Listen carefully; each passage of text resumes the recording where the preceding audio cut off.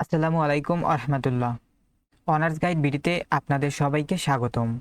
আজকের ভিডিওটি অনার্স প্রথম বর্ষের আইসিটি বিষয়ের শিক্ষার্থীদের জন্য খুবই গুরুত্বপূর্ণ, কারণ এই একটি ভিডিওতে আমি পুরো বইয়ের 9টি অধ্যায়ের মূল ভাব খুব সহজ ভাষায় ধারাবাহিকভাবে বুঝিয়ে দিব।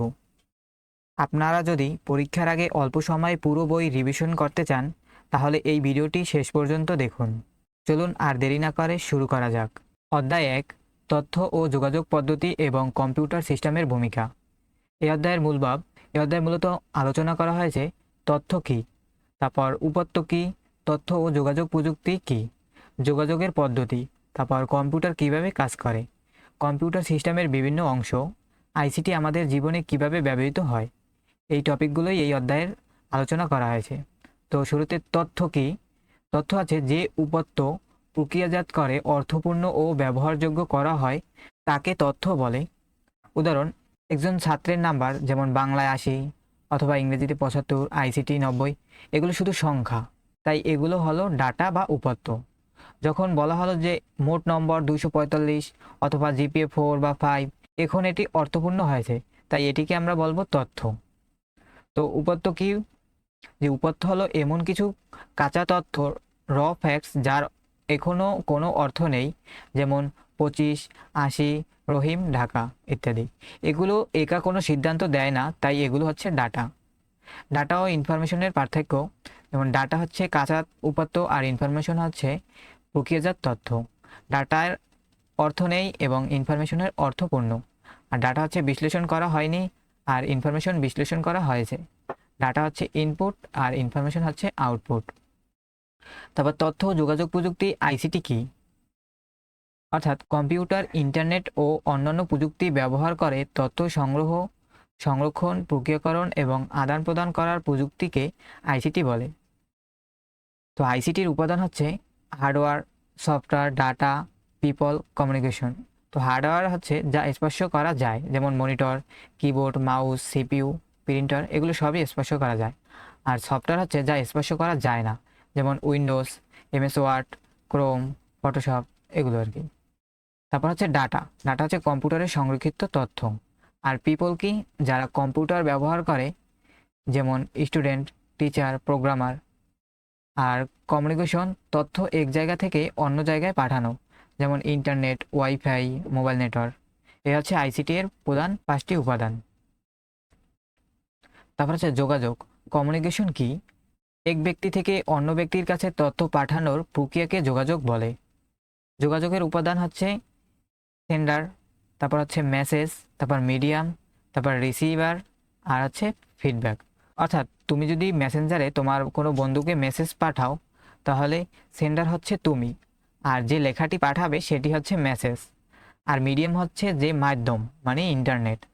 আর রিসিভার হচ্ছে তোমার বন্ধু, তোমার মেসেজটি যে রিসিভ করবে সে হচ্ছে রিসিভার। আর ফিডব্যাক হচ্ছে তোমার বন্ধু যে রিপ্লাই দেবে সেটি হচ্ছে ফিডব্যাক। এই হচ্ছে যোগাযোগের উপাদান। তারপর হচ্ছে যোগাযোগের ধরন, যেমন মৌখিক যোগাযোগ, তারপর লিখিত যোগাযোগ, ভিজুয়াল যোগাযোগ। মৌখিক যোগাযোগ যেমন ফোনে কথা বলা, ক্লাসে শিক্ষক পড়ানো। আর লিখিত যোগাযোগ হচ্ছে ইমেইল, এসএমএস, লেটার। আর ভিজুয়াল যোগাযোগ হচ্ছে ছবি, ভিডিও, চ্যাট। তো তারপর আইসিটি এর ব্যবহার। বর্তমানে প্রায় সব জায়গায় আইসিটি ব্যবহৃত হয়, যেমন শিক্ষায়, চিকিৎসায়, ব্যাংকে, ব্যবসায়, কৃষিতে, সরকারি কাজে। তো শিক্ষায় হচ্ছে অনলাইন ক্লাস, তারপর গুগল ক্লাসরুম, জুম। আর চিকিৎসায় ব্যবহৃত হয় অনলাইন রিপোর্ট, ডিজিটাল প্রেসক্রিপশন, তারপর টেলিমেডিসিন। আর ব্যাংকে ব্যবহার হচ্ছে ATM, mobile banking, online banking. ব্যবসায় অনলাইন শপিং, ডিজিটাল পেমেন্ট, তারপর POS machine, point of sale machine. তারপর কৃষিতে আবহাওয়ার তথ্য, আধুনিক কৃষি প্রযুক্তি। আর সরকারি কাজে হচ্ছে এনআইডি, বার্থ সার্টিফিকেট, পাসপোর্ট, ই গভর্নেন্স। তারপর কম্পিউটার কি? কম্পিউটার হলো একটি ইলেকট্রনিক যন্ত্র যা ডাটা গ্রহণ করে, তারপর প্রসেস করে, তারপর ইনফরমেশন দেয়। কম্পিউটার কিভাবে কাজ করে? এটি আইপো সাইকেল নামে পরিচিত। শুরুতে ইনপুট, যেমন ডাটা দেওয়া, তারপর প্রসেস হয়, যেমন সিপিইউ ডাটা প্রক্রিয়া করে, তারপর আউটপুট ফলাফল দেয়, তারপর স্টোরেজ হচ্ছে তথ্য সংরক্ষণ করে। উদাহরণ হচ্ছে কিবোর্ড দিয়ে যদি তুমি 20+30 লিখো, এটি হচ্ছে ইনপুট। তারপর সিপিইউ এটি হিসাব করবে, যা হিসাব করে মনিটরে 50 দেখাবে। তারপর হার্ড ডিস্কে সেভ হবে। আর কম্পিউটারের প্রধান অংশ হচ্ছে ইনপুট ডিভাইস, তারপর আউটপুট ডিভাইস, স্টোরেজ ডিভাইস।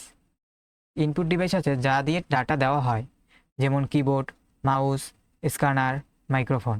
আর আউটপুট ডিভাইস হচ্ছে যা ফলাফল দেখায়, যেমন মনিটর, প্রিন্টার, স্পিকার, প্রজেক্টর।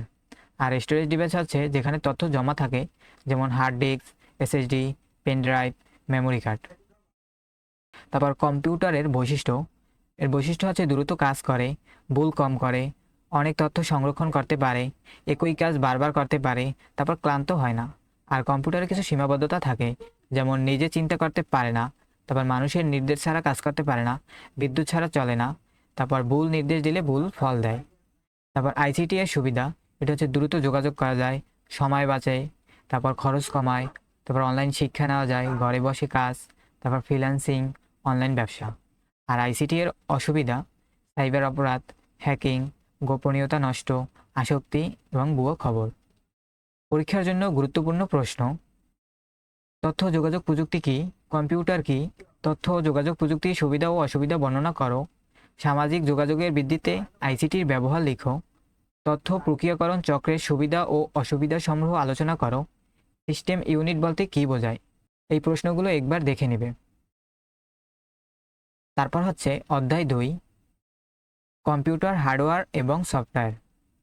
অধ্যায়ের মূলভাব, এই অধ্যায়ে আলোচনা করা হয়েছে হার্ডওয়্যার কি, সফটওয়্যার কি, কম্পিউটারের বিভিন্ন হার্ডওয়্যার, মেমোরি, তারপর storage, operating system, application software, hardware ও সফটওয়্যারের পার্থক্য। এক কথায় কম্পিউটারে যে অংশগুলো দেখা ও স্পর্শ করা যায় তা হচ্ছে হার্ডওয়্যার, এবং যে প্রোগ্রামগুলো কম্পিউটারকে কাজ করায় সেগুলো হচ্ছে সফটওয়্যার। এই অধ্যায়ে সেগুলো শেখানো হয়েছে। তো হার্ডওয়্যার কি? কম্পিউটারের যেসব অংশ দেখা ও স্পর্শ করা যায় সেগুলোকে হার্ডওয়্যার বলে। উদাহরণ হচ্ছে monitor, keyboard, mouse, CPU, motherboard, RAM, hard disk, SSD, printer, scanner, speaker. ও হার্ডওয়্যারের প্রকারভেদ হচ্ছে ইনপুট ডিভাইস, তারপর প্রসেসিং ডিভাইস, যে যন্ত্র দিয়ে কম্পিউটারে তথ্য প্রবেশ করানো হয়, উদাহরণ keyboard, mouse, scanner, microphone, webcam. আর প্রসেসিং ডিভাইস হচ্ছে সব তথ্য প্রক্রিয়াকরণ করে, এটি হলো সিপিইউ, সেন্ট্রাল প্রসেসিং ইউনিট। তারপর সিপিইউকে কম্পিউটারের ব্রেন বা মস্তিষ্ক বলা হয়। সিপিইউ এর অংশ এএলইউ, অ্যারিথমেটিক লজিক ইউনিট, এর কাজ হচ্ছে যোগ, বিয়োগ, গুণ, ভাগ, তুলনা, এগুলো। তারপর সিইউ, কন্ট্রোল ইউনিট, এর কাজ হচ্ছে কম্পিউটারের সব অংশ নিয়ন্ত্রণ করে। তারপর মেমোরি ইউনিট, অস্থায়ী তথ্য সংরক্ষণ করা। তারপর আউটপুট ডিভাইস, যে যন্ত্র ফলাফল দেখায়, যেমন monitor, printer, speaker, projector. Storage device, তথ্য সংরক্ষণ করে, যেমন hard disk, SSD, pen drive, DVD, memory card. আর মাদারবোর্ড কি? মাদারবোর্ড হলো কম্পিউটারের প্রধান সার্কিট বোর্ড। কম্পিউটারের সব যন্ত্রাংশ মাদারবোর্ডের সঙ্গে সংযুক্ত থাকে, যেমন CPU, RAM, SSD, graphics card. RAM কি? র্যাম হচ্ছে র্যান্ডম অ্যাক্সেস মেমোরি, এটি অস্থায়ী মেমোরি। কম্পিউটার বন্ধ করলে র্যামের সব তথ্য মুছে যায়। এর কাজ হচ্ছে বর্তমান যে কাজ চলছে তা সাময়িকভাবে সংরক্ষণ করা। আর রোম হচ্ছে স্থায়ী মেমোরি, কম্পিউটার বন্ধ হলেও তথ্য নষ্ট হয় না। র্যাম ও রোমের পার্থক্য, র্যাম হচ্ছে অস্থায়ী আর রোম হচ্ছে স্থায়ী। র্যাম হচ্ছে দ্রুত, রোম হচ্ছে তুলনামূলক একটু ধীর। তারপর র্যাম হচ্ছে লেখা ও পড়া যায়, আর রোম হচ্ছে সাধারণত শুধু পড়া যায়। র্যামে হচ্ছে বিদ্যুৎ বন্ধ হলে তথ্য মুছে যায়, আর রোমে তথ্য মুছে যায় না। তারপর হার্ড ডিস্ক ও এসএসডি। হার্ড ডিস্ক বেশি স্টোরেজ, তারপর দাম কম এবং গতি কম। আর এসএসডি অনেক দ্রুত এবং দামও বেশি এবং কম বিদ্যুৎ ব্যবহার করে। আর সফটওয়্যার কি? কম্পিউটারে কাজ করার জন্য যে প্রোগ্রাম বা নির্দেশনার সমষ্টি ব্যবহার করা হয় তাকে সফটওয়্যার বলে। এটি দেখা যায় কিন্তু স্পর্শ করা যায় না। সফটওয়্যার প্রকারভেদ, সিস্টেম সফটওয়্যার যা কম্পিউটার পরিচালনা করে, যেমন উইন্ডোজ, লিনাক্স, অ্যান্ড্রয়েড। তারপর অপারেটিং সিস্টেম। অপারেটিং সিস্টেম হলো সবচেয়ে গুরুত্বপূর্ণ সিস্টেম সফটওয়্যার। এর কাজ আছে কম্পিউটার চালু করা, হার্ডওয়্যার নিয়ন্ত্রণ করা, সফটওয়্যার চালানো, ফাইল পরিচালনা করা। জনপ্রিয় অপারেটিং সিস্টেম আছে Windows, Linux, macOS, Android, iOS। তারপর অ্যাপ্লিকেশন সফটওয়্যার, ব্যবহারকারীর নির্দিষ্ট কাজের জন্য তৈরি সফটওয়্যার, যেমন MS Word, Excel, PowerPoint, Photoshop, Chrome, media player. Utility software, কম্পিউটারের রক্ষণাবেক্ষণের জন্য ব্যবহৃত সফটওয়্যার, যেমন antivirus, disk cleanup, backup software. তারপর অ্যান্টিভাইরাস কি? ভাইরাস থেকে কম্পিউটার রক্ষা করে। উদাহরণ Windows Defender, Avast, Kaspersky. Computer virus, virus হলো ক্ষতিকর প্রোগ্রাম। এটি তথ্য নষ্ট করে, কম্পিউটার স্লো করে, ফাইল মুছে ফেলতে পারে।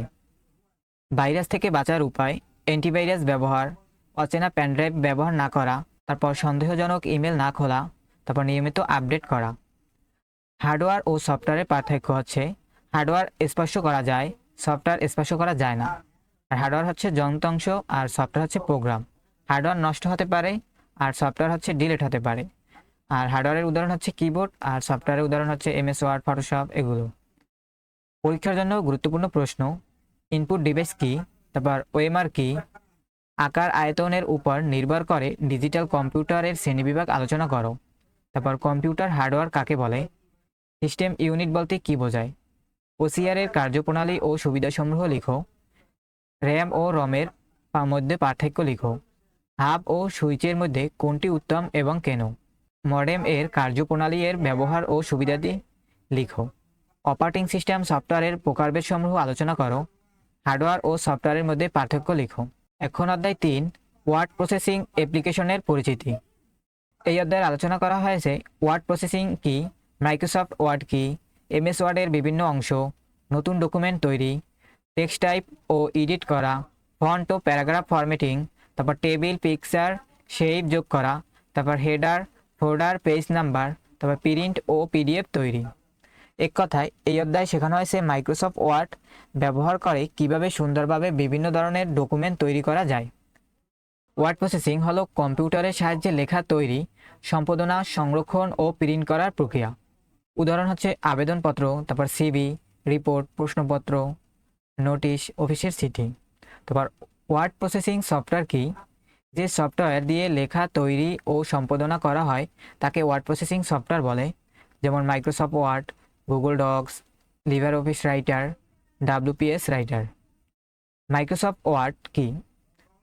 মাইক্রোসফট ওয়ার্ড হলো মাইক্রোসফটের তৈরি একটি জনপ্রিয় ওয়ার্ড প্রসেসিং সফটওয়্যার। এটি দিয়ে চিঠি লেখা, তারপর রিপোর্ট তৈরি, বই লেখা, CV তৈরি, টেবিল তৈরি, ছবি যুক্ত করা, তারপর PDF বানানো যায়। MS ওয়ার্ডের প্রধান অংশ হচ্ছে টাইটেল বার, যেখানে ডকুমেন্টের নাম দেখায়, তারপর কুইক অ্যাক্সেস টুলবার, যেখানে সেভ, আন্ডো, রিডো এর শর্টকাট থাকে, তারপর রিবনে সব ধরনের টুল এখানে থাকে, যেমন হোম, তারপর হচ্ছে insert, design, layout, reference, review, তারপর ভিউ। তারপর ডকুমেন্ট এরিয়ায় এখানে লেখা টাইপ করা হয়, তারপর status bar, page number, word count ইত্যাদি দেখায়। নতুন ডকুমেন্ট তৈরির ধাপগুলো হচ্ছে প্রথমে MS ওয়ার্ড খুলতে হবে, তারপর একটি ব্ল্যাঙ্ক ডকুমেন্ট নির্বাচন করুন, তারপর লেখা শুরু করতে হবে, তারপর Ctrl+S দিয়ে সেভ করতে হবে। তারপর লেখা নির্বাচন সিলেক্ট, যদি একটি শব্দ সিলেক্ট করতে চাই তাহলে ডাবল ক্লিক করতে হবে। যদি একটি সেন্টেন্স সিলেক্ট করতে চাই তাহলে বাম পাশে ক্লিক অথবা 3টি ক্লিক করলেই একটি সেন্টেন্স সিলেক্ট হবে। এবং পুরো ডকুমেন্ট যদি সিলেক্ট করতে চাই তাহলে Ctrl+A দিয়ে পুরো ডকুমেন্ট সিলেক্ট করা যাবে। তারপর লেখা কপি বা কাট ও পেস্ট। কপি হচ্ছে Ctrl+C এবং কাট হচ্ছে Ctrl+X এবং পেস্ট হচ্ছে Ctrl+V। লেখা খুঁজে বের করা শর্টকাট হচ্ছে Ctrl+F, যেটা হচ্ছে কোনো শব্দ দ্রুত খুঁজে পাওয়া যায়। আর রিপ্লেস হচ্ছে Ctrl+H, একটি শব্দের জায়গায় অন্য শব্দ বসানো যায়। আর ফন্ট ফরম্যাটিং, ফন্ট পরিবর্তন করা, যেমন টাইমস নিউ রোমান, ক্লিভেরি। ফন্ট সাইজ, লেখা ছোট বড় করা, যেমন 12, 14, 16, 18, 20 এরকমের। বোল্টের শর্টকাট হচ্ছে Ctrl+B, এটা হচ্ছে লেখা মোটা করে। তারপর হচ্ছে ইটালিক, এটা Ctrl+I, যেটা হচ্ছে লেখা বেঁকা করে। তারপর আন্ডারলাইন, ওটা Ctrl+U, লেখা নিচে দাগ দেয়। তারপর প্যারাগ্রাফ ফরম্যাটিং, অ্যালাইনমেন্ট, লেফট, তারপর সেন্টার হচ্ছে রাইট, আর জাস্টিফাই হচ্ছে যেটা লেখা সমান করে।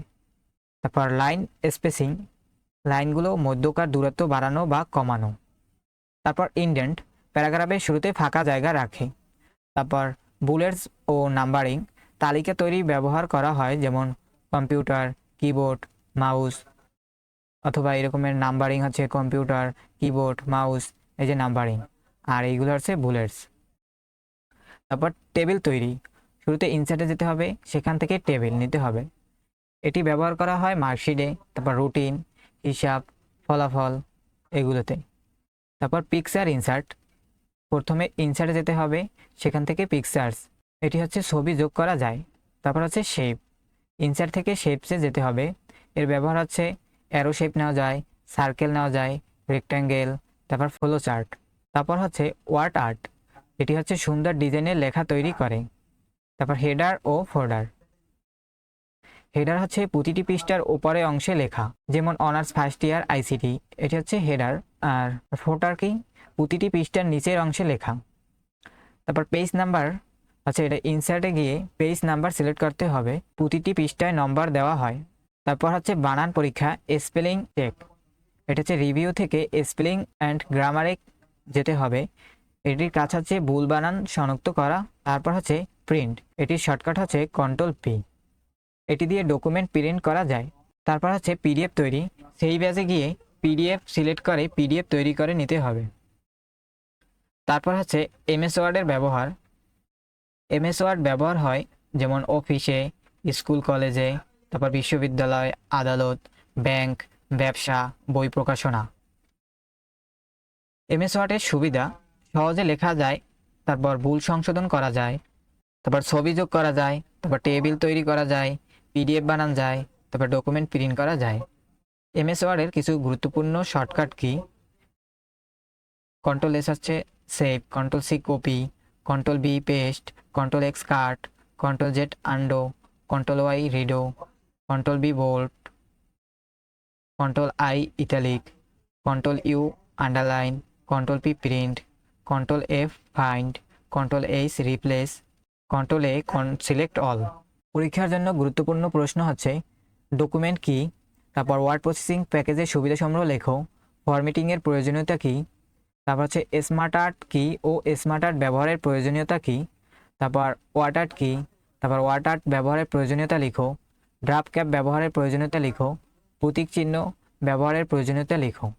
তারপর অধ্যায় হচ্ছে 4, স্প্রেডশিট অ্যাপ্লিকেশন, এই অধ্যায়ে আলোচনা করা হয়েছে স্প্রেডশিট কী, তারপর হচ্ছে মাইক্রোসফট এক্সেল কী, ওয়ার্কবুক ও ওয়ার্কশিট কী, রো কলম সেল, ফর্মুলা ও ফাংশন, তারপর অটোসাম, তারপর চার্ট, শর্টিং ও ফিল্টারিং, এক্সেলের ব্যবহার। একথায় এই অধ্যায়ে শেখানো হয়েছে মাইক্রোসফট এক্সেল ব্যবহার করে কিভাবে হিসাব নিকাশ, ফলাফল, বাজেট ও বিভিন্ন তথ্য বিশ্লেষণ করা হয়। স্প্রেডশিট কি, স্প্রেডশিট হলো এমন একটি সফটওয়্যার যার সাহায্য সংখ্যা, তথ্য ও হিসাব সংরক্ষণ, বিশ্লেষণ এবং গণনা করা যায়। উদাহরণ হচ্ছে মার্কশিট তৈরি, বেতনের হিসাব, তারপর বাজেট, ব্যবসার লাভ ক্ষতির হিসাব, মাসিক খরচের তালিকা। স্প্রেডশিট সফটওয়্যার, যে সফটওয়্যার দিয়ে স্প্রেডশিট তৈরি করা হয়, উদাহরণ মাইক্রোসফট এক্সেল, তারপর গুগল শিটস, লিভার অফিস, তারপর WPS স্প্রেডশিটস। তারপর মাইক্রোসফট এক্সেল কি, মাইক্রোসফট এক্সেল হলো মাইক্রোসফটের তৈরি একটি স্প্রেডশিট সফটওয়্যার, এটি দিয়ে হিসেব করা যায়, ফলাফল তৈরি করা যায়, তারপর চার্ট বানানো যায়, ডেটা বিশ্লেষণ, তারপর রিপোর্ট তৈরি করা যায়। তারপর হচ্ছে ওয়ার্কবুক কি, এক্সেলের একটি ফাইলকে ওয়ার্কবুক বলা হয়, যেমন result.xlsx, এটি একটি ওয়ার্কবুক। তারপর হচ্ছে ওয়ার্কশিট কি, ওয়ার্কবুকের প্রতিটি পাতাকে ওয়ার্কশিট বলে, একটি ওয়ার্কবুকে অনেকগুলো ওয়ার্কশিট থাকতে পারে, যেমন শিট 1, শিট 2, শিট 3 এরকম। তারপর হচ্ছে রো, রো হচ্ছে আড়াআড়ি হরিজন্টাল লাইন, সংখ্যা দিয়ে চিহ্নিত হয়, যেমন 1 2 3। আর কলাম হচ্ছে লম্বালম্বি ভার্টিক্যাল লাইন, এটি হচ্ছে অক্ষর দিয়ে চিহ্নিত হয়, যেমন ABC এভাবে। আর সেল কি, রো ও কলাম যেখানে মিলিত হয় তাকেই সেল বলে, যেমন A1, B3, C5 এভাবে সিলেক্ট করলে এগুলো হচ্ছে সেল। তারপর অ্যাক্টিভ সেল, অ্যাক্টিভ সেল কি, বর্তমানে যে সেল এ কাজ করা হচ্ছে সেটি হচ্ছে অ্যাক্টিভ সেল। আর সেল অ্যাড্রেস আছে, প্রতিটি সেলের একটি নির্দিষ্ট নাম থাকে, যেমন A1, B10, D7 এরকম। আর ডাটা এর ধরন, এক্সেলে 3 ধরনের ডাটা থাকে, যেমন রাহিম, ঢাকা, আর নাম্বার হচ্ছে যেমন 100, 500, 2000, আর ফর্মুলা হচ্ছে যেমন 10+20 এরকম। আর ফর্মুলা কি? ফর্মুলা হলো কোনো হিসাব করার নিয়ম। ফর্মুলা সবসময় সমান চিহ্ন দিয়ে শুরু হয়, যেমন সমান, তারপর 10+20, ফলাফল হচ্ছে 30। তারপর ফাংশন কি? ফাংশন হলে আগে থেকেই তৈরি ফর্মুলা, এগুলো ব্যবহার করলে দ্রুত হিসাব করা যায়। গুরুত্বপূর্ণ ফাংশন সাম যোগ করার জন্য।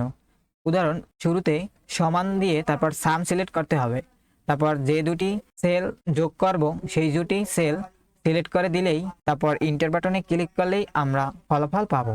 তারপর হচ্ছে অ্যাভারেজ। অ্যাভারেজ হচ্ছে গড় বের করার জন্য। এটি হচ্ছে সমান চিহ্ন দিয়ে অ্যাভারেজ সিলেক্ট করে সেল সিলেক্ট করে দিলেই ইন্টার বাটনে ক্লিক করলে অ্যাভারেজ পাওয়া যায়। সেম এভাবেই ম্যাক্স, যা হচ্ছে সবচেয়ে বড় সংখ্যা বের করে, খুব সহজে বের করা যায়। তারপর মিনিমাম, এই ফাংশনগুলো সিলেক্ট করলে মিনিমাম পাওয়া যায়। মিনিমাম ফাংশনটি সিলেক্ট করলেই মিনিমাম সবচেয়ে ছোট সংখ্যা বের করা যায়। তারপর হচ্ছে কাউন্ট, কতটি সংখ্যাযুক্ত সেল আছে তা এই কাউন্ট বের করে দেয়। তারপর হচ্ছে অটোসাম, হোম বা ফর্মুলা ট্যাবের অটোসাম ব্যবহার করে খুব দ্রুত যোগফল বের করা যায়। এটি শর্টকাট হচ্ছে অল্টার প্লাস সমান। তারপর চার্ট কি? তথ্যকে ছবির মাধ্যমে দেখানোকে চার্ট বলে। চার্টের প্রকার যেমন বার চার্ট, এটা হচ্ছে দণ্ড আকারেরই তথ্য দেখায়, আর কলম চার্ট হচ্ছে উলম্ব দণ্ড, আর পি চার্ট হচ্ছে বৃত্তাকার ভাগে তথ্য দেখায়, আর লাইন চার্ট হচ্ছে সময়ভিত্তিক পরিবর্তন দেখায়। আর শর্টিং কি? তথ্য ছোট থেকে বড় বা বড় থেকে ছোট সাজানো, যেমন 10, 20, 30, 40, এগুলো হচ্ছে শর্টিং এর কাজ, অথবা 40, 30, 20, 10। তারপর ফিল্টারিং কি? প্রয়োজনীয় তথ্য আলাদা করে দেখানো, যেমন শুধু এ প্লাস পাওয়া ছাত্রদের তালিকা, এভাবে ফিল্টারিং এর সাহায্যে বের করা যায়। তারপর হচ্ছে এক্সেলের ব্যবহার, যেমন স্কুলের রেজাল্ট, তারপর অফিসের হিসাবের কাজে, ব্যাংক, তারপর ব্যবসার কাজে, তারপর হাসপাতাল, সুপার শপ, বেতন তৈরি, বাজেট। তারপর এক্সেলের সুবিধা হচ্ছে দ্রুত হিসাব করা যায়, ভুল কম হয়, চার্ট তৈরি করা যায়, বড় ডেটা সংরক্ষণ করা যায়, রিপোর্ট তৈরি করা যায়। এক্সেলের সীমাবদ্ধতা, ব্যবহার না জানলে কঠিন মনে হয়, তারপর ভুল ফর্মুলা দিলে ভুল ফলাফল আসে, খুব বড় ডেটায় দক্ষতা প্রয়োজন। গুরুত্বপূর্ণ শর্ট কি? এগুলো একবার দেখে নেবেন। তারপর ফর্মুলা ও ফাংশন এর পার্থক্য। ফর্মুলা হচ্ছে নিজে লিখতে হয়, আর ফাংশন আগে থেকেই তৈরি থাকে।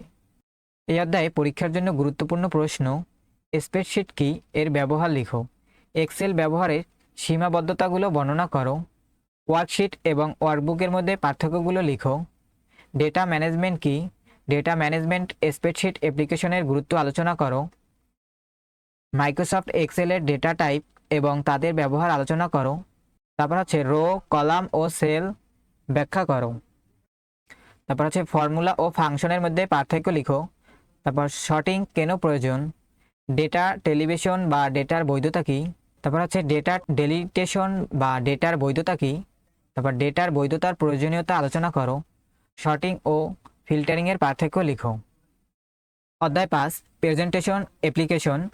এই অধ্যায়ে আলোচনা করা হয়েছে প্রেজেন্টেশন কি, মাইক্রোসফট পাওয়ার পয়েন্ট কি, স্লাইড কি, নতুন প্রেজেন্টেশন তৈরি, থিম ও টেমপ্লেট, তারপর টেক্সট, পিকচার, টেবিল, চার্ট যোগ করা, অ্যানিমেশন ও ট্রানজ্যাকশন, তারপর হচ্ছে স্লাইড শো, প্রেজেন্টেশনের ব্যবহার। এক কথায় এই অধ্যায়ে শেখানো হয়েছে মাইক্রোসফট পাওয়ার পয়েন্টের ব্যবহার করে কিভাবে সুন্দর ও আকর্ষণীয় প্রেজেন্টেশন তৈরি করা যায়। তো প্রেজেন্টেশন কি? প্রেজেন্টেশন হলো কোনো বিষয়কে ছবি অথবা লেখা, চার্ট, গ্রাফ, অ্যানিমেশন ও ভিডিওর মাধ্যমে দর্শকদের সামনে উপস্থাপন করা, যেমন ক্লাসে প্রেজেন্টেশন, অথবা সেমিনারে, অফিস মিটিং, ব্যবসায়িক পরিকল্পনা, গবেষণা উপস্থাপন, এই ক্ষেত্রে ব্যবহার হয়। তারপর প্রেজেন্টেশন সফটওয়্যার কি? যে সফটওয়্যার দিয়ে প্রেজেন্টেশন তৈরি করা হয় তাকে প্রেজেন্টেশন সফটওয়্যার বলে। উদাহরণ Microsoft power point, Google slide, liver office, Canva presentation. Microsoft power point কি? এমএস পাওয়ার পয়েন্ট হলো মাইক্রোসফটের তৈরি একটি প্রেজেন্টেশন সফটওয়্যার। এটি দিয়ে স্লাইড তৈরি, তারপর ছবি যোগ, ভিডিও যোগ, চার্ট তৈরি, অ্যানিমেশন দেওয়া, স্লাইড শো চালানো যায়। তারপর স্লাইড কি? স্লাইড হচ্ছে প্রেজেন্টেশনের প্রতিটি পাতাকে স্লাইড বলা হয়। যেমন ওয়ার্ডে পেজ থাকে, পাওয়ার পয়েন্টে হচ্ছে স্লাইড থাকে। তো নতুন প্রেজেন্টেশন কিভাবে তৈরি করব?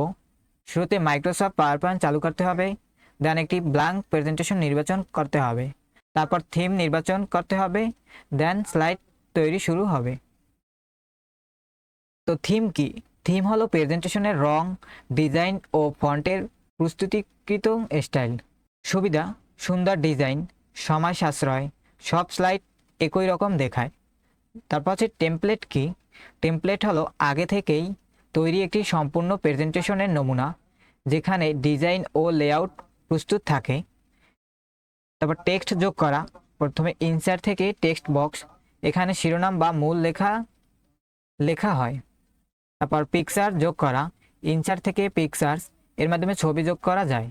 তারপর টেবিল যোগ করা। ইনসার্ট থেকে টেবিল, এর কাজ হচ্ছে যখন তথ্য সারি ও কলামে দেখাতে হয় তখন টেবিল ব্যবহার করা হয়। আর চার্ট যোগ করা। ইনসার্ট থেকে চার্ট ব্যবহার করে তথ্যকে সহজে বোঝানো যায়। চার্টের ধরন: bar chart, pie chart, line chart, column chart. তারপর স্মার্ট আর্ট ব্যবহার করে প্রসেস, হিয়ারার্কি এবং রিলেশনশিপ সুন্দরভাবে দেখানো যায়। তারপর ওয়ার্ড আর্ট কি? আকর্ষণীয় ডিজাইনের লেখা তৈরি করতে ব্যবহার করা হয়। তারপর অ্যানিমেশন কি? অ্যানিমেশন হচ্ছে স্লাইডের ভেতরের লেখা বা ছবিকে চলমান করার প্রভাবকে অ্যানিমেশন বলে। অ্যানিমেশনের ধরন: ইন্ট্রেন্স, ইমপ্রেসিস, এক্সিট, মোশন প্যাথ। তারপর হচ্ছে ট্রানজিশন কি? একটি স্লাইড থেকে অন্য স্লাইডে যাওয়ার সময় যে পরিবর্তনের প্রভাব দেখা যায় তাকে ট্রানজিশন বলে। উদাহরণ: ফেড, পুশ, ওয়েভ, তারপর স্প্লিট, মর্ফ, এগুলো হচ্ছে ট্রানজিশন। তো অ্যানিমেশন ও ট্রানজিশনের পার্থক্য: অ্যানিমেশন হচ্ছে একটি অবজেক্টের উপর কাজ করে, আর ট্রানজিশন হচ্ছে পুরো স্লাইডের উপর কাজ করে। অ্যানিমেশন লেখা বা ছবি নাড়াচাড়া করে, আর ট্রানজিশন হচ্ছে এক স্লাইড থেকে অন্য স্লাইডে যাওয়ার প্রভাব। তারপর স্লাইড শো কি? প্রেজেন্টেশন দর্শকদের সামনে দেখানোর জন্য স্লাইড শো ব্যবহার করা হয়। এর শর্টকাট কি হচ্ছে F5, অর্থাৎ ফাংশন 5 ক্লিক করলে এটি হচ্ছে একদম প্রথম স্লাইড থেকে শুরু হবে।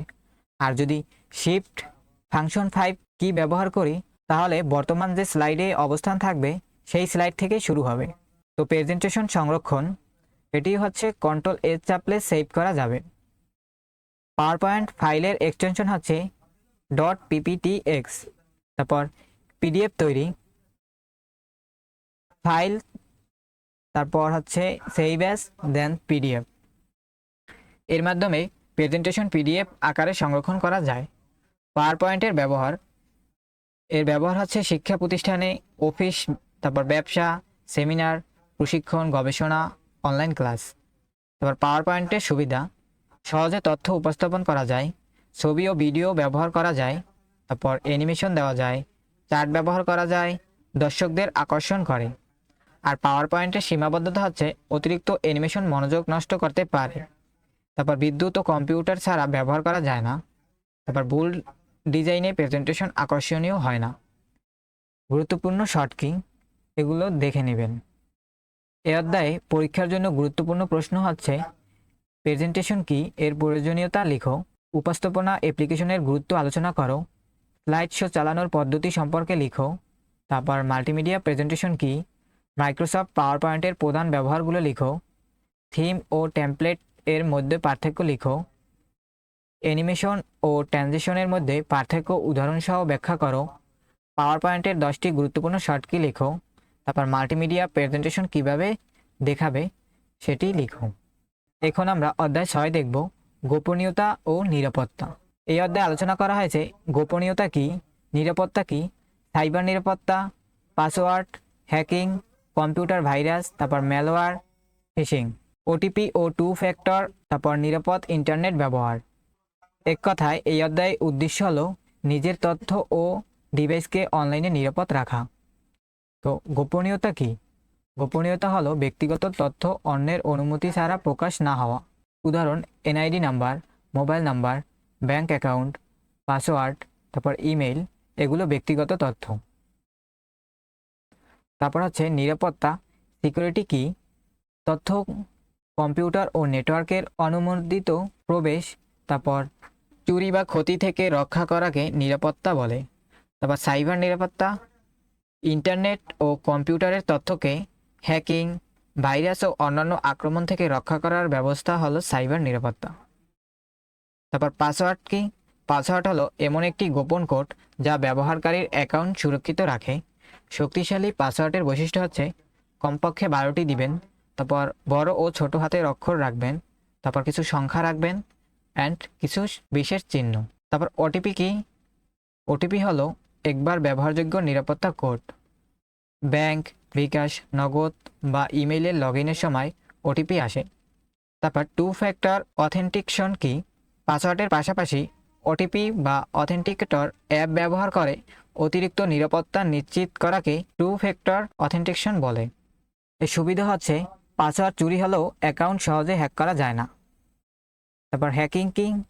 অনুমতি ছাড়া কোনো কম্পিউটার, মোবাইল বা অ্যাকাউন্টে প্রবেশ করাকে হ্যাকিং বলে। হ্যাকিংয়ের ক্ষতি: তথ্য চুরি, টাকা চুরি, অ্যাকাউন্ট নষ্ট, ব্যক্তিগত তথ্য ফাঁস। তারপর কম্পিউটার ভাইরাস। ভাইরাস হলো ক্ষতিকর প্রোগ্রাম যা কম্পিউটারে ক্ষতি করে, যেমন ফাইল নষ্ট, কম্পিউটার স্লো, তারপর তথ্য মুছে ফেলে। আর ম্যালওয়্যার কি? ম্যালওয়্যার হচ্ছে মেলিসিয়াস সফটওয়্যার, যেমন ভাইরাস, অর্ম, ট্রোজান, তারপর স্পেয়ার, র্যানসমওয়্যার সবই ম্যালওয়্যারের উদাহরণ। তারপর ফিশিং কি?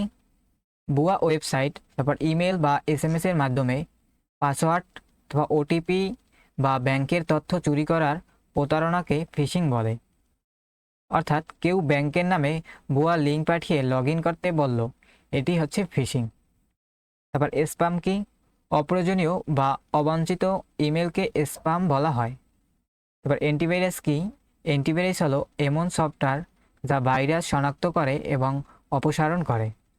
উদাহরণ: উইন্ডোজ, ডিফেন্ডার, অ্যাভাস্ট, কাসপারস্কি। তারপর ফায়ারওয়াল কি? ফায়ারওয়াল কম্পিউটার ও ইন্টারনেটের মধ্যে নিরাপত্তা প্রাচীরের মতো কাজ করে। এটি ক্ষতিকর সংযোগ ব্লক করে।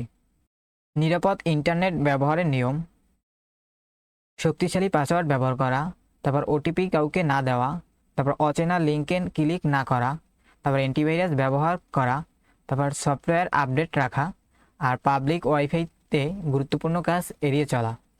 তারপর সোশ্যাল মিডিয়া নিরাপত্তা, যেমন ফেসবুক, জিমেইল, ইউটিউব ইত্যাদি এইসব অ্যাকাউন্টে টু ফ্যাক্টর চালু রাখা, তারপর প্রাইভেসি সেটিং ঠিক রাখা, তারপর অচেনা ফ্রেন্ড রিকোয়েস্ট গ্রহণ না করা এবং ব্যক্তিগত তথ্য প্রকাশ কাউকে না করা। তারপর ডিজিটাল ফুটপ্রিন্ট, এটি কি? এটি হচ্ছে ইন্টারনেট আমরা যা করি, পোস্ট অথবা ছবি, মন্তব্য, সার্চ এসবের যে ডিজিটাল রেকর্ড তৈরি হয় তাকে ডিজিটাল ফুটপ্রিন্ট বলে। তাই অনলাইনে সবসময় দায়িত্বশীল আচরণ করা উচিত। তারপর গোপনীয়তা ও নিরাপত্তার পার্থক্য: গোপনীয়তা হচ্ছে ব্যক্তিগত তথ্য সুরক্ষা, আর নিরাপত্তা হচ্ছে তথ্য ও সিস্টেমের সুরক্ষা। আর নিরাপত্তা হচ্ছে কে তথ্য দেখবে তা নিয়ন্ত্রণ, আর নিরাপত্তা হচ্ছে তথ্য চুরি বা ক্ষতি রোধ। এই অধ্যায়ে পরীক্ষার জন্য গুরুত্বপূর্ণ প্রশ্ন হচ্ছে গোপনীয়তা ও নিরাপত্তা এর মধ্যে পার্থক্য লিখো। তথ্য নিরাপত্তা বলতে কি বোঝায়? সাইবার ক্রাইম কি? সাইবার ক্রাইম প্রতিরোধের উপায়সমূহ লিখো। ডিজিটাল স্বাক্ষর কি? এর কাজ করার পদ্ধতি এবং সুবিধা লেখো। ডাটা সিকিউরিটি প্রধান ঝুঁকি সমূহ মোকাবিলা করার উপায় লেখো। ডাটা সিকিউরিটির প্রধান ক্ষেত্রসমূহ ও ডাটা সিকিউরিটির গুরুত্ব বর্ণনা করো। হ্যাকিংয়ের ধরনসমূহ আলোচনা করো। হ্যাকিং কি? প্লেজিয়ারিজম এর প্রধান ধরন ও প্রতিরোধের উপায়সমূহ লেখো। তারপর ফিশিং কি? এর প্রতিরোধের উপায়সমূহ লেখো। তারপর সফটওয়্যার পাইরেসির ক্ষতিকর প্রভাব ও প্রতিরোধের উপায়সমূহ আলোচনা করো। তারপর স্পাইওয়্যার কি? স্পাইওয়্যার প্রতিরোধের উপায়সমূহ বর্ণনা করো। হ্যাকিংয়ের লক্ষণসমূহ লিখো। ম্যালওয়্যার কি? তারপর অ্যান্টিভাইরাস সফটওয়্যার কিভাবে কাজ করে। এখন আমরা অধ্যায় 7 ইন্টারনেট ব্যবহার করে যোগাযোগ ও তথ্য অ্যাক্সেস। এই অধ্যায়ে আলোচনা করা হয়েছে ইন্টারনেট কি, ওয়ার্ল্ড ওয়াইড ওয়েব কি, ওয়েবসাইট ও ওয়েব ব্রাউজার কি, তারপর search engine, email, social media, cloud storage, video conference, file sharing, ইন্টারনেটের সুবিধা ও অসুবিধা। এক কথায় এই অধ্যায়ে শেখানো হয়েছে কিভাবে ইন্টারনেট ব্যবহার করে বিশ্বের যে কোনো স্থানে দ্রুত যোগাযোগ করা এবং তথ্য আদান প্রদান করা যায়। ইন্টারনেট কি? ইন্টারনেট হলো পৃথিবীর বিভিন্ন কম্পিউটার ও ডিভাইসকে সংযুক্ত করা একটি বিশাল নেটওয়ার্ক। এর মাধ্যমে আমরা তথ্য খুঁজতে পারি, তারপর ভিডিও দেখতে পারি, ইমেল পাঠাতে পারি, অনলাইন ক্লাস করতে পারি, অনলাইন কেনাকাটা করতে পারি। তারপর ওয়ার্ল্ড ওয়াইড ওয়েব কি?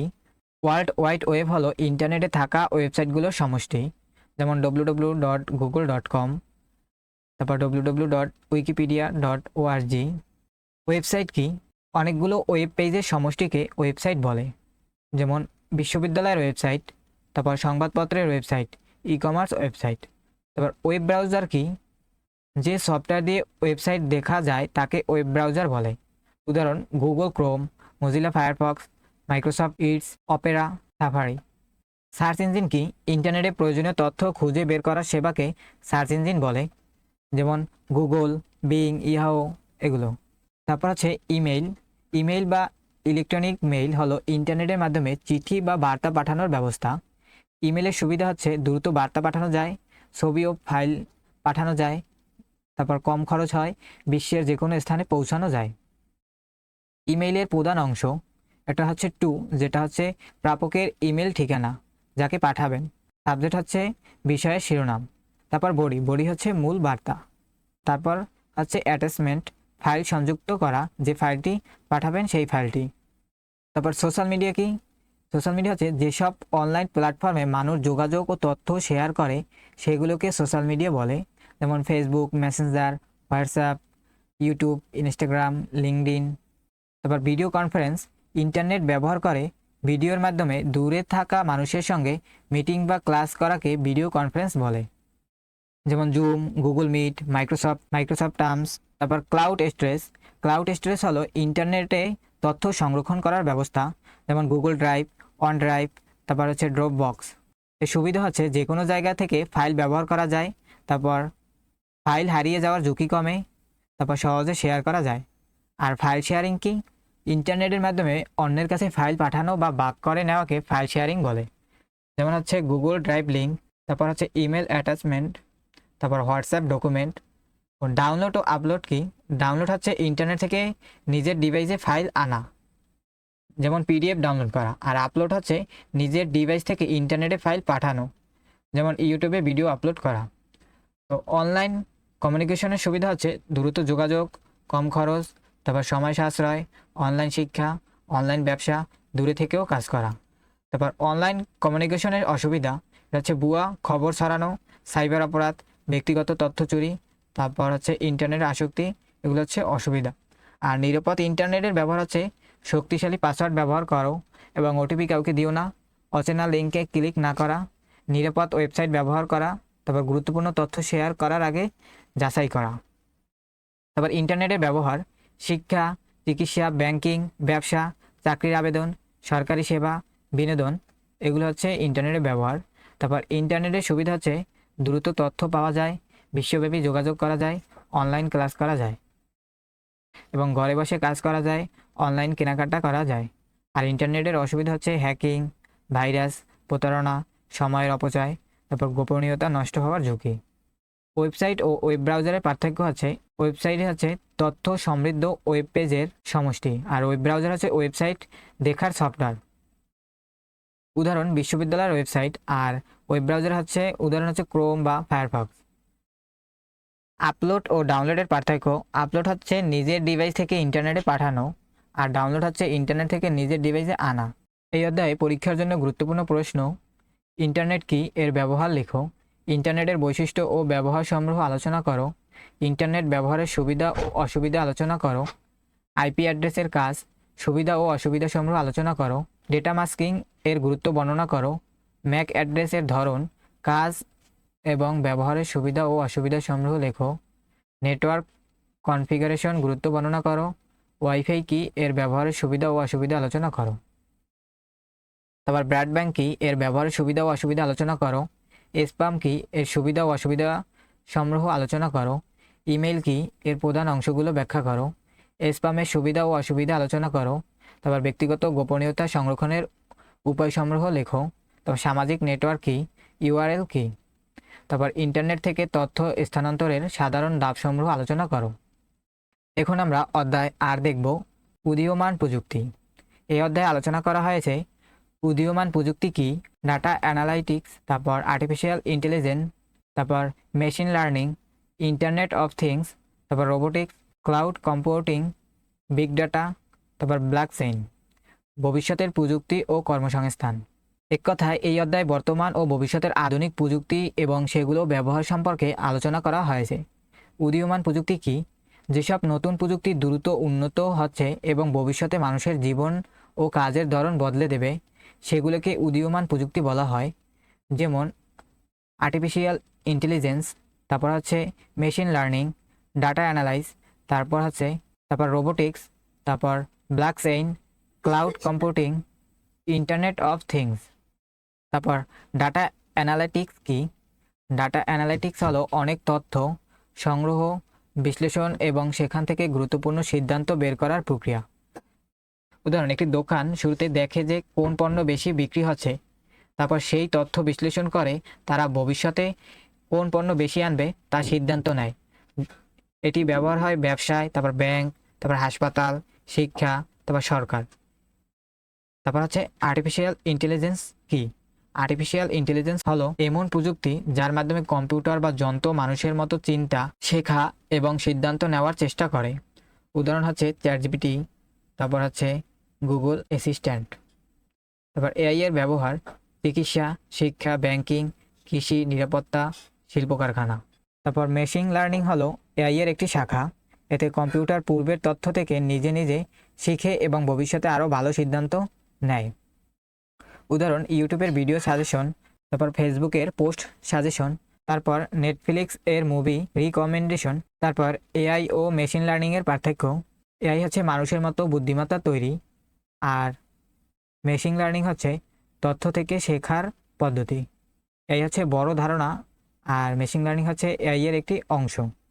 তারপর internet of things, internet of things হলো ইন্টারনেটের মাধ্যমে বিভিন্ন যন্ত্রকে একে অপরের সঙ্গে সংযুক্ত করা। উদাহরণ, smart TV, smart watch, smart home, smart AC, smart fridge. এর সুবিধা হচ্ছে দূর থেকে নিয়ন্ত্রণ করা যায় এবং সময় ও শক্তি সাশ্রয় হয়। তারপর রোবোটিক্স হলো রোবট তৈরি ও পরিচালনার প্রযুক্তি। এর ব্যবহার হচ্ছে শিল্প কারখানায়, তারপর হাসপাতাল, মহাকাশ গবেষণা, তারপর কৃষিতে, সামরিক কাজেও। তারপর ক্লাউড কম্পিউটিং কি? ক্লাউড কম্পিউটিং হলো ইন্টারনেটের মাধ্যমে সফটওয়্যার, স্টোরেজ ও অন্যান্য কম্পিউটিং সেবা ব্যবহার করা। উদাহরণ, Google drive, Microsoft on drive, তারপর হচ্ছে ড্রপ বক্স। এর সুবিধা হচ্ছে যে কোনো স্থান থেকে ফাইল ব্যবহার করা যায়, যেমন ডেটা নিরাপদে সংরক্ষণ করা যায়। তারপর বিগ ডাটা হলো অনেক বড় পরিমাণ তথ্য যা সাধারণ সফটওয়্যার দিয়ে সহজে বিশ্লেষণ করা যায় না। এর ব্যবহার হচ্ছে ফেসবুক, তারপর গুগল, ব্যাংক, তারপর হাসপাতাল। তারপর ব্লকচেইন কি? ব্লকচেইন হলো এমন একটি নিরাপদ প্রযুক্তি যেখানে তথ্য ব্লকের মাধ্যমে সংরক্ষণ করা হয় এবং পরে সহজে পরিবর্তন করা যায় না। এর ব্যবহার হচ্ছে ক্রিপ্টোকারেন্সি, ব্যাংকিং, ডিজিটাল লেনদেন, তারপর সাপ্লাই চেইন। তারপর উদীয়মান প্রযুক্তির সুবিধা: দ্রুত কাজ, সময় সাশ্রয়, কম খরচ, ভুল কম হয়, নতুন চাকরির সুযোগ তৈরি হয়। উদীয়মান প্রযুক্তির অসুবিধা: কিছু চাকরি কমে যেতে পারে, তারপর সাইবার নিরাপদ ঝুঁকি বাড়তে পারে, তারপর প্রযুক্তির উপর অতিরিক্ত নির্ভরশীলতা তৈরি হতে পারে, ব্যক্তিগত তথ্যের গোপনীয়তা ক্ষতিগ্রস্ত হতে পারে। ভবিষ্যতে উদীয়মান প্রযুক্তির গুরুত্ব: ভবিষ্যতে শিক্ষা, চিকিৎসা, কৃষি, ব্যবসা, পরিবহন, ব্যাংকিং সব ক্ষেত্রেই, তারপর এআই, ইন্টারনেট অফ থিংস, তারপর রোবোটিক্স ও ডাটা অ্যানালাইটিক্স এর ব্যবহার আরও বাড়বে। এই অধ্যায় পরীক্ষার জন্য গুরুত্বপূর্ণ প্রশ্ন: উদীয়মান প্রযুক্তি কি? উদাহরণসহ ব্যাখ্যা করো। তারপর উপাত্ত ও তথ্যের মধ্যে পার্থক্য লিখো। তারপর আর্টিফিশিয়াল ইন্টেলিজেন্স কি? এর ব্যবহার লিখো। তারপর মেশিন লার্নিং কি? এআই এর সঙ্গে এর সম্পর্ক ব্যাখ্যা করো। তারপর ডাটা অ্যানালাইটিক্স কি? এর ব্যবহার আলোচনা করো। ক্লাউড কম্পিউটিং ও ব্লকচেইন কি? তাদের সুবিধা লিখো। উদীয়মান প্রযুক্তির সুবিধা ও অসুবিধা আলোচনা করো। এখন আমরা অধ্যায় 9 ফ্রিল্যান্সিং এবং অনলাইন কেরিয়ার ডেভেলপমেন্ট এই অধ্যায়টি দেখব।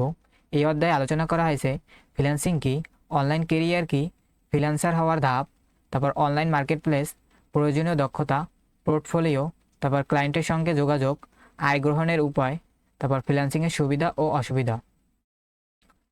এক কথায় এই অধ্যায়ে শেখানো হয়েছে কিভাবে ইন্টারনেট ব্যবহার করে ঘরে বসে বিভিন্ন দক্ষতার মাধ্যমে আয় করা যায়। তো ফ্রিল্যান্সিং কি? ফ্রিল্যান্সিং হলো কোনো প্রতিষ্ঠানের স্থায়ী কর্মচারী না হয়ে স্বাধীনভাবে বিভিন্ন ব্যক্তি বা প্রতিষ্ঠানের কাজ করে অর্থ উপার্জন করা। উদাহরণ হচ্ছে যেমন গ্রাফিক ডিজাইনার, তারপর ভিডিও এডিটিং, তারপর ওয়েব ডিজাইন, ডিজিটাল মার্কেটিং, তারপর কন্টেন্ট রাইটিং, তারপর ডাটা এন্ট্রি। ফ্রিল্যান্সার কে? যিনি স্বাধীনভাবে বিভিন্ন ক্লায়েন্টদের কাজ করেন এবং কাজের বিনিময়ে পারিশ্রমিক নেন তাকে হচ্ছে ফ্রিল্যান্সার বলা হয়। আর অনলাইন কেরিয়ার কি? ইন্টারনেটের মাধ্যমে দক্ষতা ব্যবহার করে দীর্ঘমেয়াদে পেশা গড়ে তোলাকে অনলাইন কেরিয়ার বলে। তো ফ্রিল্যান্সার করার ধাপ হচ্ছে শুরুতে একটি দক্ষতা অর্জন করতে হবে, যেমন গ্রাফিক ডিজাইন অথবা ভিডিও এডিটিং অথবা ওয়েব ডেভেলপমেন্ট অথবা এসইও, ডিজিটাল মার্কেটিং, যে কোনো একটি। তারপর আছে নিয়মিত অনুশীলন, শুধু শেখা নয়, প্রতিদিন অনুশীলন করতে হবে। তারপর পোর্টফোলিও তৈরি। পোর্টফোলিও হচ্ছে নিজের কাজের নমুনা অর্থাৎ স্যাম্পেল সুন্দরভাবে সাজিয়ে রাখা। তারপর আছে মার্কেট প্লেসের অ্যাকাউন্ট খোলা, সেখানে নিজের প্রোফাইল তৈরি করতে হবে। দেন কাজের জন্য আবেদন মানে অর্থাৎ বিড করতে হবে, ক্লায়েন্টের কাজ দেখে আবেদন করতে হবে। তারপর সময় মতো কাজ জমা দেওয়া, ভালো কাজ করলে ভালো রিভিউ পাওয়া যায়। তারপর জনপ্রিয় কিছু ফ্রিল্যান্সিং স্কিল হচ্ছে graphic design, web design, web development, video editing, digital marketing, তারপর হচ্ছে কন্টেন্ট রাইটিং, এসইও, তারপর data entry, virtual assistant. Portfolio কি? পোর্টফোলিও হলো নিজের করা কাজের নমুনা সংগ্রহ। ভালো পোর্টফোলিও থাকলে কাজ পাওয়ার সম্ভাবনা অনেক বেড়ে যায়। আর মার্কেট প্লেস কি? যেখানে ক্লায়েন্ট ও ফ্রিল্যান্সার একসঙ্গে কাজ করেন তাকে মার্কেট প্লেস বলে। জনপ্রিয় মার্কেট প্লেস হচ্ছে Upwork, Fiverr, Freelancer, people per hour. এবং ক্লায়েন্ট কি? যিনি কাজ দেন তাকে হচ্ছে ক্লায়েন্ট বলা হয়। বিড বা প্রপোজাল কি? কাজ পাওয়ার জন্য ক্লায়েন্টের কাছে আবেদন পাঠানোকে বিড বা প্রপোজাল বলে। তারপর আছে সফট স্কিল। দক্ষতার পাশাপাশি কিছু ব্যক্তিগত গুণও প্রয়োজন, যেমন সময় মেনে কাজ করা, তারপর ভদ্র ব্যবহার, ভালো যোগাযোগ, তারপর সমস্যা সমাধানের দক্ষতা, তারপর সততা। এগুলো হচ্ছে সফট স্কিল। তারপর যোগাযোগ দক্ষতা, ক্লায়েন্টদের সঙ্গে স্পষ্ট ও ভদ্রভাবে যোগাযোগ করা খুবই গুরুত্বপূর্ণ। তারপর আয় গ্রহণের উপায়। ফ্রিল্যান্সিংয়ের আয় বিভিন্ন মাধ্যমে গ্রহণ করা যায়, যেমন ব্যাংক অ্যাকাউন্ট, পেনিয়ার। ফ্রিল্যান্সিংয়ের সুবিধা: ঘরে বসে কাজ করা যায়, নিজের সময় অনুযায়ী কাজ করা যায়, আন্তর্জাতিক ক্লায়েন্টদের সঙ্গে কাজ করা যায়, আয় বাড়ানোর সুযোগ থাকে, নিজের দক্ষতা বৃদ্ধি পায়। ফ্রিল্যান্সিংয়ের অসুবিধা: শুরুতে কাজ পাওয়া কঠিন হতে পারে, নির্দিষ্ট মাসিক বেতন থাকে না, তারপর প্রতিযোগিতা বেশি, সময় ব্যবস্থাপনা না জানলে সমস্যা হয়। সফল ফ্রিল্যান্সার হওয়ার উপায়: শুরুতে একটি দক্ষতা অর্জন করতে হবে, তারপর প্রতিদিন অনুশীলন করতে হবে, দেন একটি ভালো পোর্টফোলিও তৈরি করতে হবে এবং সাথে ইংরেজি যোগাযোগ দক্ষতাও বাড়াতে হবে এবং সময় মতো কাজ শেষ করতে হবে। ক্লায়েন্টদের সঙ্গে ভালো সম্পর্ক রাখতে হবে, নতুন প্রযুক্তি শিখতে থাকতে হবে। এই অধ্যায়ে পরীক্ষার জন্য গুরুত্বপূর্ণ প্রশ্ন: ফ্রিল্যান্সিং কি, এর সুবিধা ও অসুবিধা আলোচনা করো। তারপর ফ্রিল্যান্সার, ক্লায়েন্ট ও মার্কেট প্লেস বলতে কী বোঝায়। তারপর পোর্টফোলিও কি, ফ্রিল্যান্সিংয়ে এর গুরুত্ব ব্যাখ্যা করো। একজন সফল ফ্রিল্যান্সার হওয়ার জন্য কী কী দক্ষতা প্রয়োজন। অনলাইন কেরিয়ার কি, ফ্রিল্যান্সিং ও অনলাইন কেরিয়ারের সম্পর্ক ব্যাখ্যা করো। তারপর ফ্রিল্যান্সিং শুরু করার ধাপগুলো লিখো। আধুনিক কর্মসংস্থান ক্ষেত্রে ফ্রিল্যান্সিং কীভাবে ভূমিকা রাখবে তা ব্যাখ্যা করো। তো এই ছিল অনার্স প্রথম বর্ষের আইসিটি বিষয়ের 9টি অধ্যায়ের সংক্ষিপ্ত উপযোগী সম্পূর্ণ রিভিশন। তো যদি ভিডিওটি ভালো লাগে তাহলে অবশ্যই একটি লাইক দিন, বন্ধুদের সঙ্গে শেয়ার করুন এবং অনার্স গাইড বিডি চ্যানেলটি সাবস্ক্রাইব করে পাশে থাকা বেল আইকনটি অন করে রাখুন, যাতে নতুন ভিডিও আপলোড হওয়ার সঙ্গে সঙ্গেই আপনারা নোটিফিকেশন পেয়ে যান। তো আজকের মতো এখানেই শেষ করছি। ধন্যবাদ সকলকে, সবাই ভালো থাকবেন, সুস্থ থাকবেন। আল্লাহ হাফেজ।